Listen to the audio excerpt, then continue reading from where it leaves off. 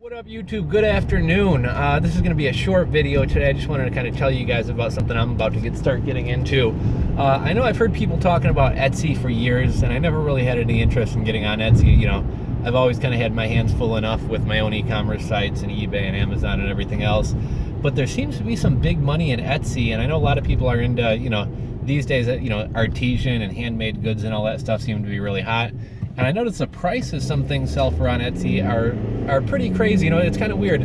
Some items which I would expect to go for more money don't go for what they do, and other items which I would expect to sell for a fortune sometimes go cheap. Just to give you an example of this, my girlfriend's mom knits really nice like infinity scarves and things like that. And probably, I would almost say you could buy a scarf for cheaper than she winds up spending in materials. And that's not even counting the time that goes into making one of these. I bet you it takes her, a total shot in the dark here, but I'm gonna say somewhere between probably 6 and 10, maybe even as much as 12 hours. And obviously depending on what she's making, how long the scarf is she making a blanket or a scarf or whatever else. But materials, buying yarn to knit with isn't cheap to begin with, and then you figure there's pretty much an entire 8-hour workday that goes into making one of these things. Like, the true cost, and even if you're paying yourself minimum wage or 10 bucks an hour, figure $80 worth of labor plus probably another $20 worth of yarn. Something that should be going for, logically for $100, people are selling for, I don't know, 30 bucks or something like that. And obviously for her, she's not doing it to make money. She, it's a hobby. She enjoys knitting. She actually doesn't sell her stuff, but even if she were selling her scarves or whatever else, even if she were not making money doing it, she would still do it just for the enjoyment of doing it. She relaxes her, it's a hobby, whatever else. So really to her, she'd be doing it anyway. She's spending money on a yarn. If she can make 30 bucks off selling one of these, she can buy some more yarn and make some more things. So I get that some people are hobbyists and are basically selling their stuff strictly to promote their hobby or maybe buy some new equipment. But there's other people who are doing it as a business venture. And I really do appreciate craftsmanship and people working with their hands and putting effort in.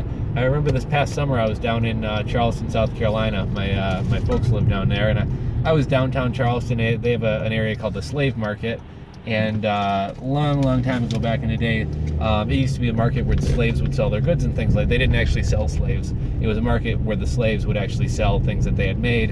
And one really popular thing down there, it's called the sweetgrass basket. And the things are beautiful. The craftsmanship that goes into these is just amazing. I'm sure it takes a lot of time to make. For a little teeny basket like this, you're probably going to pay $80 to $100.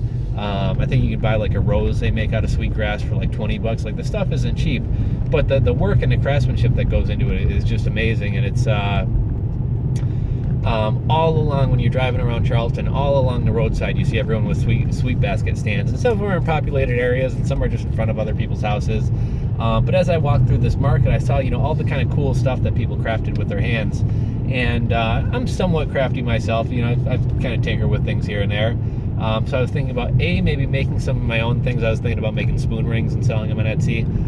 But also, I personally, I'll have to read what Etsy's policies are, but I personally don't really see anything wrong with not necessarily making things myself, but purchasing items, handmade items, of course, and then reselling them on Etsy.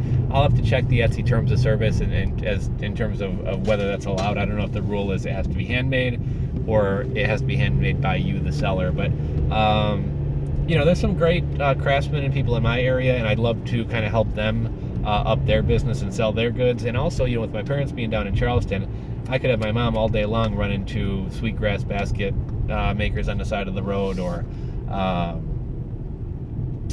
the market, and buying. There's all type of people who do some really cool stuff where they lay out beer caps and make designs and put them on wood.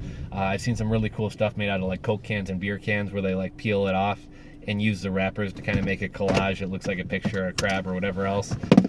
But Etsy, I think, is where it's at. One kind of sad thing about Etsy, to me personally, that I think is, when I look around Etsy, probably 50% of the stuff on there is China crap stuff that you can buy off Alibaba. Some people literally don't even bother changing the pictures. I was showing my girlfriend yesterday, someone had a bracelet.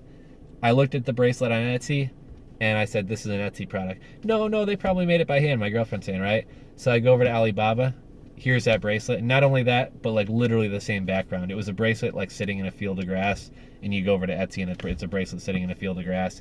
Literally the exact same bracelet. So I think it's kind of a shame that some people are, I guess you want to say, cheapening Etsy by selling Chinese mass-produced machine-made crap as handmade goods, because you're essentially conning people into paying a lot of people buy handmade goods not only because they like them and they think it's better quality, but also to actually support people who are craftsmen and actually doing stuff.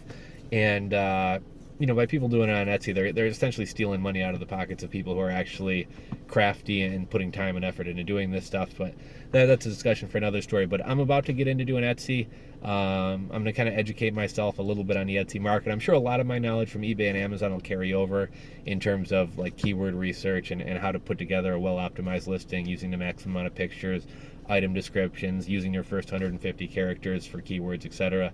So I think a lot of my knowledge will transfer over, but I will have to kind of educate myself on Etsy policies and how things work and stuff like that. But that's my new project, guys. With I don't got a ton of free time, but I'm going to start slowly getting into Etsy. I ordered some supplies to make crafts with, and I'm going to get started. So I'll let you guys know how it goes. And if any of you guys who watch my videos, enjoy, making your own paracord bracelets or crafting things with wire or making spoon rings or anything else, I'll let you know the best ways to sell your crafts on Etsy. So thanks for watching, guys. Give me a thumbs up if you enjoyed this video. If you're not subscribed, click that subscribe button just below there.